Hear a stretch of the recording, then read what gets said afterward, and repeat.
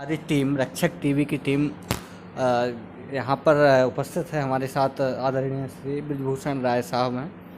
काफ़ी मजबूती से प्रिपरेशन कर रहे हैं और काफ़ी देश हित में जाने का, देश की सेवा करने का प्रिपरेशन, यूपीएससी की प्रिपरेशन है और बहुत ही एक्सपीरियंस है। काफ़ी देख रहे हैं चारों तरफ अपना स्टडी का मटेरियल लगाए हुए हैं। पूरा ऊपर लैंप लगाए हुए हैं, चारों तरफ बंगाल की खाड़ी और ये जितना भी पूरे भारत का भूगोल है अपना पीछे लगा रखा है। तो इससे आपको पता चल रहा होगा कि किस टाइप से लगे हुए हैं। हमें लगता है कि 24 घंटे में और बहुत ही कम सोने का समय मिल पाता है। पूरा माहौल स्टडी का है। हमारी भी 2-3 दिन पहले बात हुई कि आपसे मिलना चाहते हैं कि काफ़ी गहराई से राजनीतिक चर्चा भी हो जाएगी और जो पृष्ठभूमि है भारत की, जिस प्रकार से बेरोज़गारी चरम पर है, बच्चों को समस्याएं हैं और जहां जगह जगह पर धरने हो रहे हैं, उन सब चीज़ों पर चर्चा करने के लिए हम उपस्थित हैं।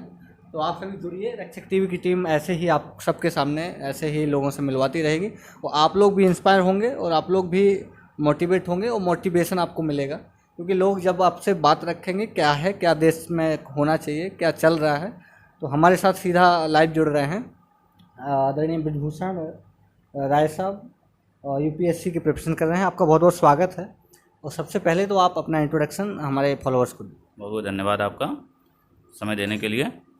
मेरा नाम ब्रजभूषण राय है। मैं उत्तर प्रदेश से ही बिलोंग करता हूँ, देवरिया डिस्ट्रिक्ट से।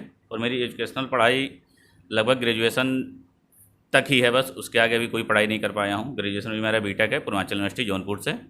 उसके पहले मैंने डिप्लोमा किया है। डिप्लोमा पहले मैंने हाई स्कूल की पढ़ाई में। जैसे कि हमारी जानकारी है कि आपने पहले डिप्लोमा किया है इलेक्ट्रॉनिक्स इंजीनियर से मैंने डिप्लोमा है। इलेक्ट्रॉनिक्स से आपने डिप्लोमा किया है। इसके बाद आपने स्टडी भी की है एक साल और मैंने प्रिपरेशन भी की है इंजीनियरिंग की।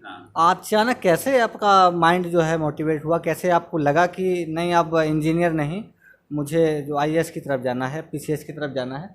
तो आपको क्या लगा कि इंजीनियरिंग के क्षेत्र में क्या आवश्यकता नहीं है या फिर वहाँ पर कैरियर की अपॉर्चुनिटी कम है क्या? इंजीनियरिंग में क्या है कि हमें एक क्षेत्र में वर्क करने का मौका मिलता है और सिविल सर्विस एक ऐसी प्रिपरेशन है, इसमें यदि हमें मौका मिल जाता है यदि यहाँ पहुँचने का, तो हमें विभिन्न क्षेत्रों में, यहाँ तक कि इंजीनियरिंग के क्षेत्र में भी वर्क करने का मौका मिल जाएगा हमें। जैसे मान लीजिए इलेक्ट्रॉनिक्स विभाग का ही सचिव बनने का मौका मिल गया, या जिला के स्तर पर यदि कोई वर्क होता है तो जिला के स्तर पर भी इलेक्ट्रॉनिक्स के वर्क बहुत से होते हैं, तो हम उसको अच्छे से इम्प्लीमेंट कर पाएंगे। तो हमें दोनों क्षेत्रों में काम करने का मौका मिलेगा, इसलिए मैंने इसमें आने का। हमारा अगला सवाल आपसे है, अभी आप कितने साल से तैयारी कर रहे हैं और आप कितने साल से तैयारी कर रहे हैं? आगे चल के आप किस टाइप से, मतलब किस फील्ड में अपना कैरियर देखते हैं, किस फील्ड में आपको जाने का ज़्यादा इंटरेस्ट है? अब तक तो लगभग मैं 3 से 4 साल से मैं लगा हुआ हूँ। बीटेक करने के बाद मेरा जून 2017 में बीटेक कंप्लीट हुआ है, तब से मैं लगा था। बीच में 2 साल कोविड ने बैक किया, हर व्यक्ति को बैक किया भारत के स्तर के।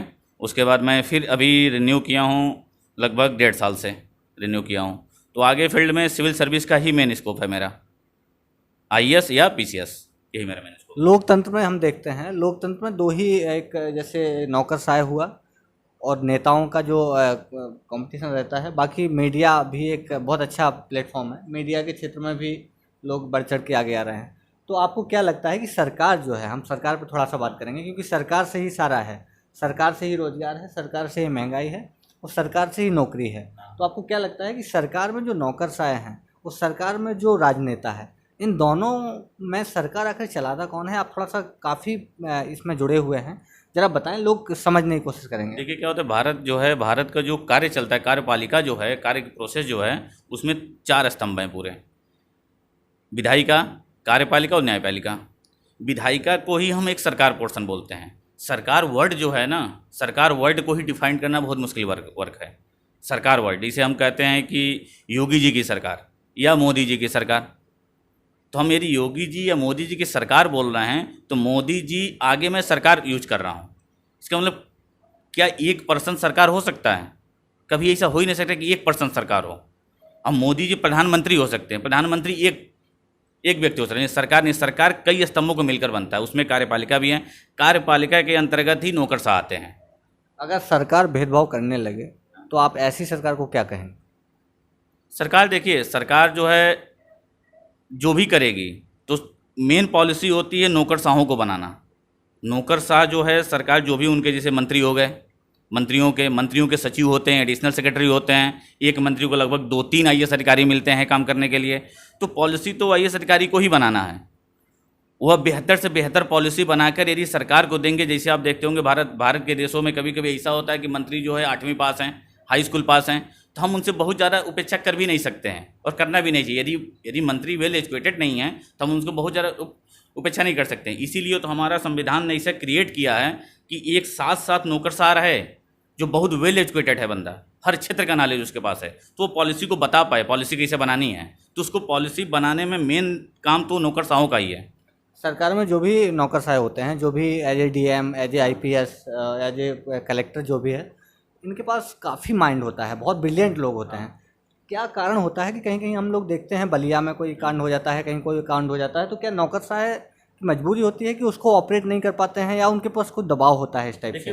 क्या लगता है? उसमें 2-3 मैटर हो सकता है, किसी एक मैटर पर बात करना इस पर उचित नहीं होगा।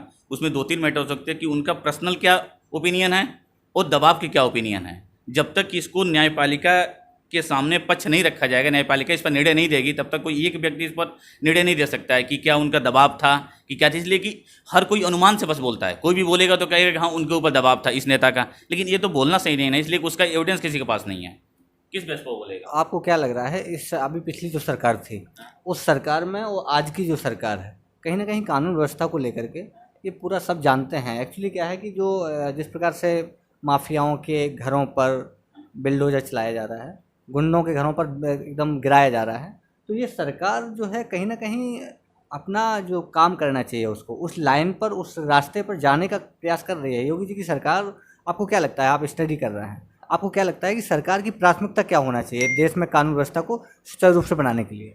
देखिए, देश में कानून व्यवस्था को सुचारू रूप से बनाना है तो हमें सबसे पहले तो जो मेन पिलर हैं, नींव जो है उसको मजबूत करना पड़ेगा। जैसे हमारी पुलिस व्यवस्था है, पुलिस व्यवस्था में जितनी भी पदें हमारी खाली हैं, सबसे पहले तो पहले उसको भरे सरकार, जितनी जल्दी से जल्दी हो सके।